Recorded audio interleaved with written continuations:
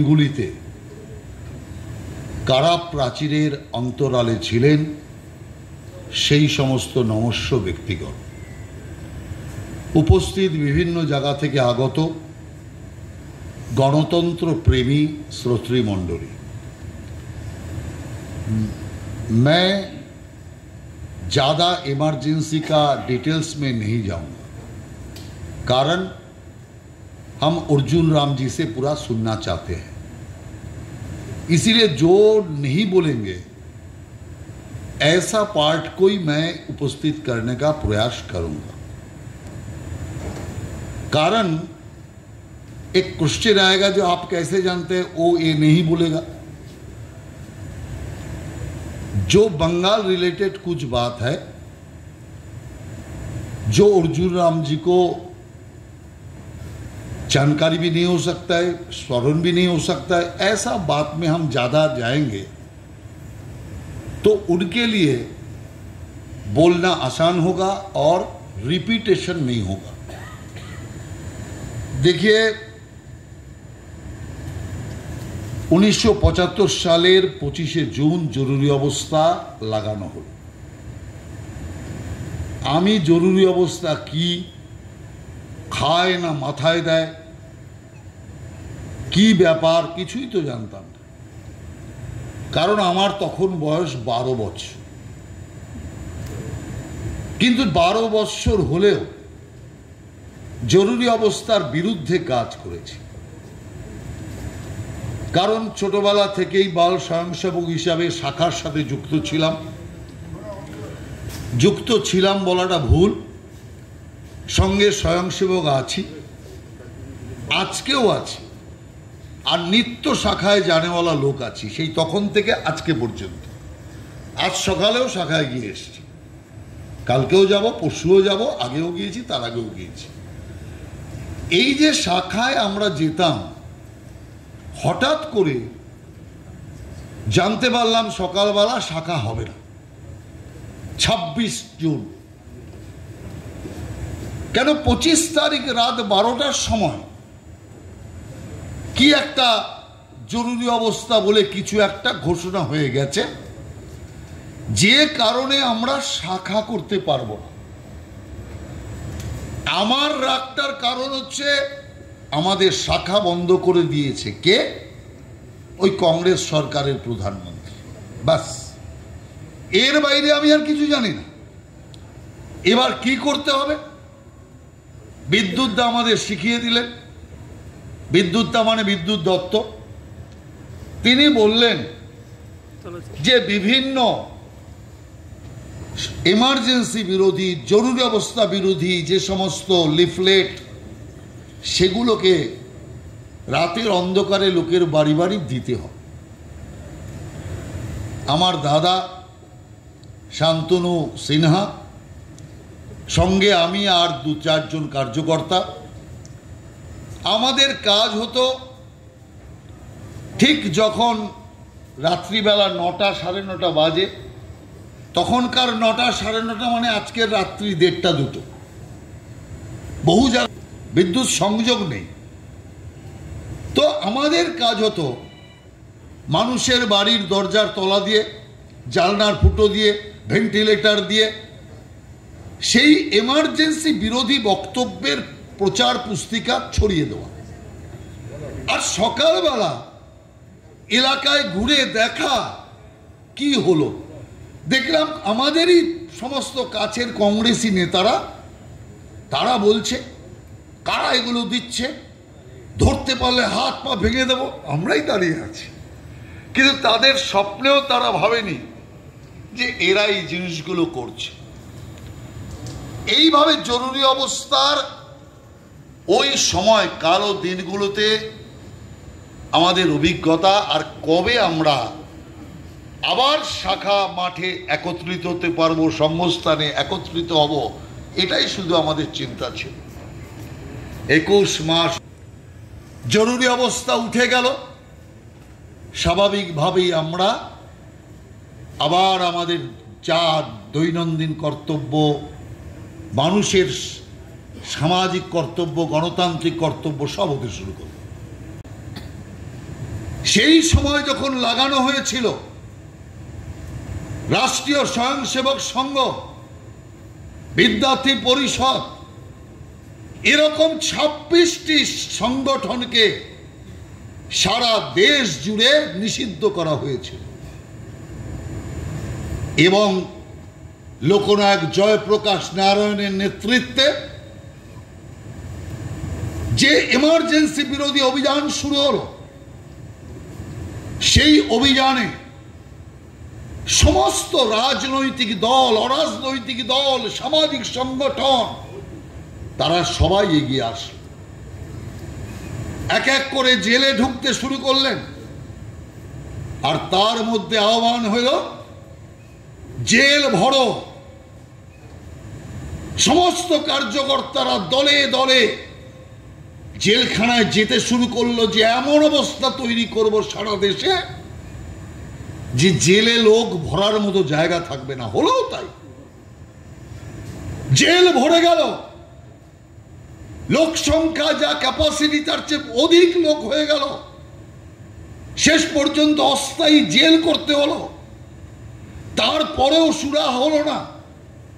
কিভাবে জন আন্দোলনের আকার ধারণ করলো এবং শেষ পর্যন্ত জেল ভরো কার্যক্রমকে নস্যাৎ করার কাজ শুরু করলো ইন্দিরা সরকার। শুধুমাত্র ব্যক্তি স্বার্থে, নিজের স্বার্থে এলাহাবাদের রাজনারায়ণের কাছে হেরেছে। 71 সালের ইলেকশনে ব্যাপক ভোটে কংগ্রেস জয়লাভ করেছে, কিন্তু না রাজনারায়ণ যে মামলা করেছে যে সরকারি ক্ষমতার দুরুপযোগ করে সরকারি তন্ত্রকে কাজে লাগিয়ে ইন্দিরা গান্ধী নির্বাচন জয়লাভ করেছে। আর এলাহাবাদ হাইকোর্টের রায় যে একদম ঠিক, যে কারণে ইন্দিরা গান্ধী এই নির্বাচন বাতিল, আর 6 বছর তিনি দাঁড়াতে পারবেন না।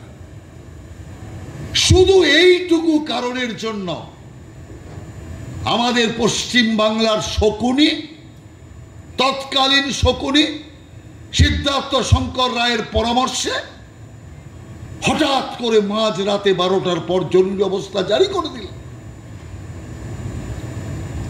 প্রতাপ দা একটু ইঙ্গিত দিয়েছে, সেই জরুরি অবস্থার সময় এই বর্তমান পেপার, তার যে প্রতিষ্ঠাতা বরুণ সেনগুপ্ত সহ সারা দেশে অজস্র সাংবাদিককে জেলখানায় বন্দী করা হলো। রাজনৈতিক নেতারা জেলে যেতে শুরু করলো।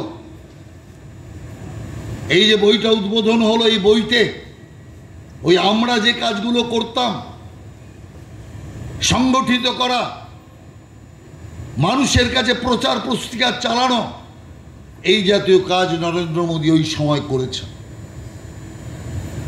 এমন অমানবিক, রাজনাথ সিং যখন জেলে, তার মা মারা গিয়েছে, তার মার মৃত্যু অনুষ্ঠানেও তাকে যেতে দেওয়া হয়নি, অনুমতি দেওয়া হয়নি।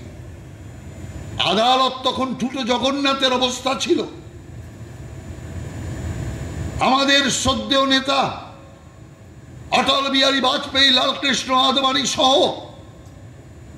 অজস্র নেতা, সংঘের বিভিন্ন স্তরের বিভিন্ন কার্যকর্তা, অন্যান্য পার্টিরও বহু নেতা, জর্জ ফার্নান্ডেস থেকে, জয়প্রকাশ নারায়ণ থেকে, জগজীবন রাম থেকে প্রচুর নেতা ওই সময় জেলখানায় গিয়েছিল।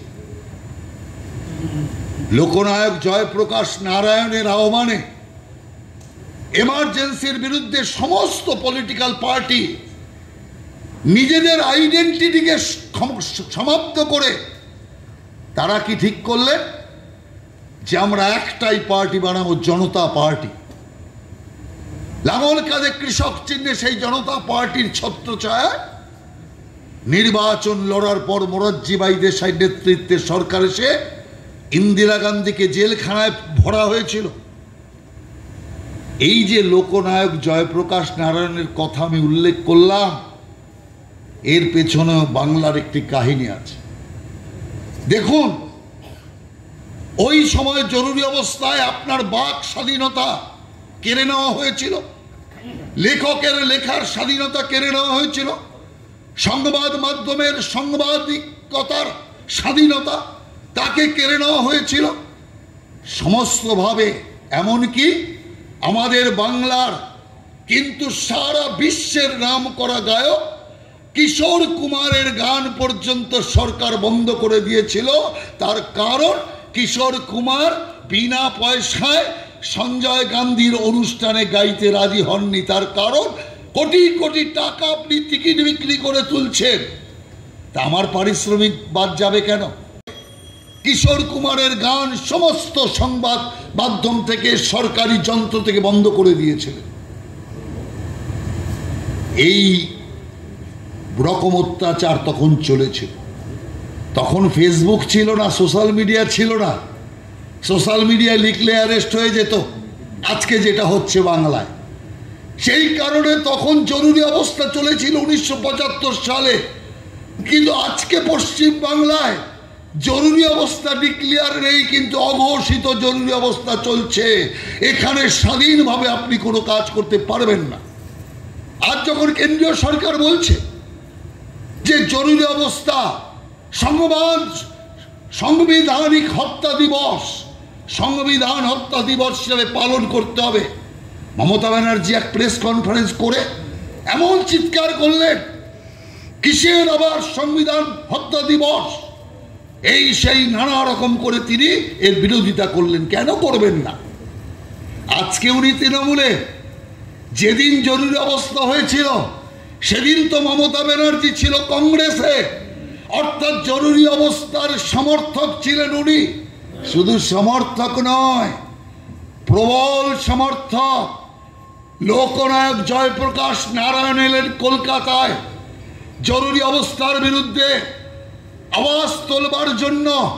এই কলেজ স্ট্রিট আমাদের পার্টি অফিসের পাশে, সেখানে জয়প্রকাশ নারায়ণের গাড়ির ওপর, গাড়ির বনেটের ওপর এই মমতা ব্যানার্জি উঠে কাপড় তুলে অশ্লীল নৃত্য করেছিলেন আজকের বাংলার এই মুখ্যমন্ত্রী।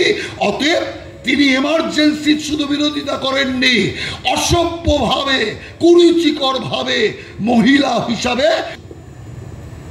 সেই কারণে আমি আপনাদের বলতে চাই, জরুরি অবস্থার বিরুদ্ধে আমরা লড়েছি, জরুরি অবস্থাকে আমরা সমাপ্ত করেছি। এবার লড়াই এই অঘোষিত জরুরি অবস্থার বিরুদ্ধে। আর অঘোষিত জরুরি অবস্থাকেও আমরা হাঁটাবো। জরুরি অবস্থাকে হাঁটিয়েছি, অঘোষিত জরুরি অবস্থাকেও হাঁটাবো। পশ্চিম বাংলাকে গণতান্ত্রিক অবস্থায় নিয়ে আসবো। আবার বাংলা সোনার বাংলা হবে, ধর্মে মহান হবে, কর্মে মহান হবে, নবনীতি নবনী উদিবে আবার পুরাতন এই সমাজে। এই কথা বলে আপনাদের সকলকে নমস্কার জানিয়ে আমি আমার এই সংক্ষিপ্ত নিবেদন শেষ করছি। বন্দে মাতরম, ভারত মাতার জয়।